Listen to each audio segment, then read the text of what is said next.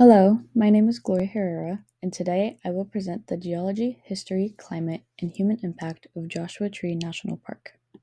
National Park Service states that Joshua Tree National Park was first proclaimed as a national monument on August 10, 1936, and later became the 54th National Park on October 31st, 1994. Joshua Tree National Park preserves more than 319,000 hectares of land, which include mountain ranges that can be found within the park or along the boundaries of the park as seen on the map of the park in Figure 4B.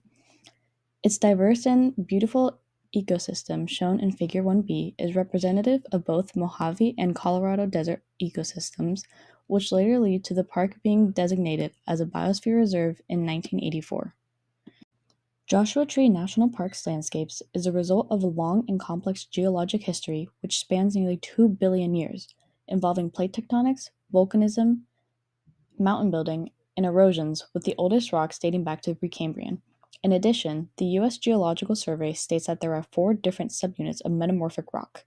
Joshua Tree National Park also has very interesting rock formations that look as if giants strategically placed them there, as shown in Figure 11b of a juniper tree next to a spire rock, which is most commonly referred to as Penguin Rock, and Figure 2 of the vast formation these rocks created and how they managed to fit perfectly with each other.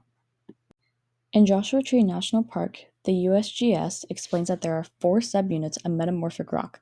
The first layer is known as the Joshua Tree Ogden Gneiss, which was previously granite that underwent extreme pressure and heat, which also caused the minerals to form into bands. These oggons come from the German word for eyes, since the mineral in the gneiss has a lens shape to it, as portrayed in Figure 10b. The second layer is referred to as the metasedimentary layer that is located in Placer Canyon area. Metasedimentary just means that the rock was previously sedimentary rock before it was metamorphosed.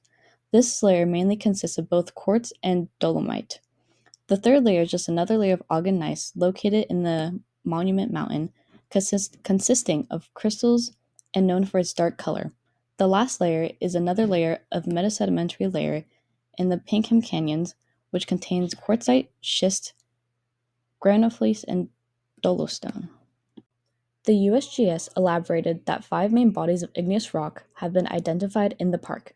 These bodies of igneous rock are intrusive to the subunits of metamorphic rock that were stated previously, which make up most of the park. The youngest of the 5 bodies of igneous rock dates to being only 100 million years old, and they were all formed in a very unique way. National Park Service goes in depth on how these structures were formed, which are plutonic intrusions called monzogranite. As shown in Figure 4b, intense pressure and heat melted the crust, creating magma that moved upward but never reached the surface.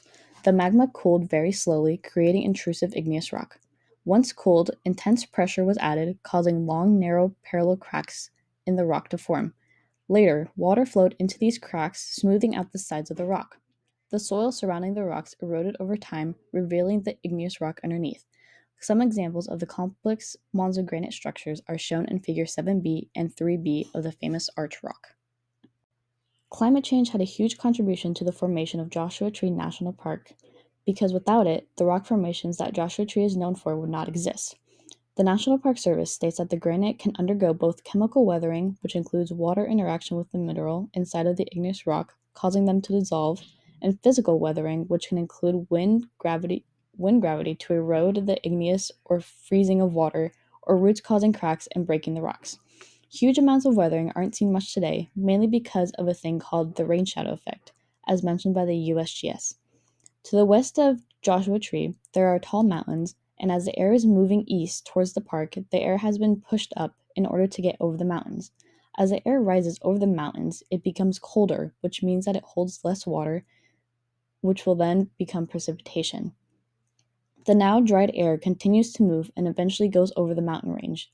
Because of the lack of water in the air, the area to the east of the mountain which rarely gets rain, hence referring to as rain shadow.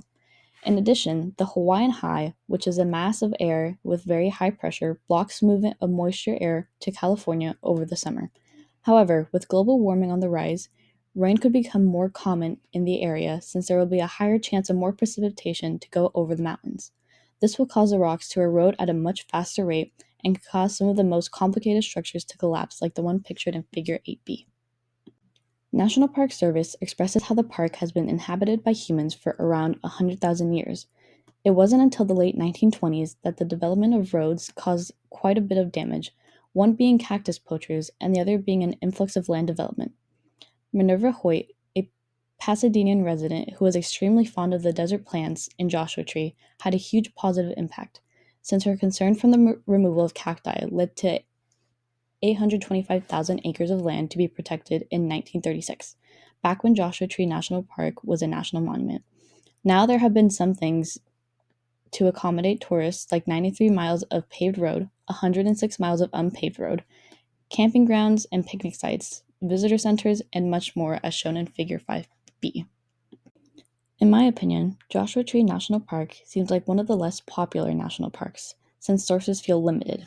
In the assigned reading, National Parks: The American Experience by Alfred Runt is about national parks in the US, but he only ever mentions Joshua Tree National Park, but never gives much information about it.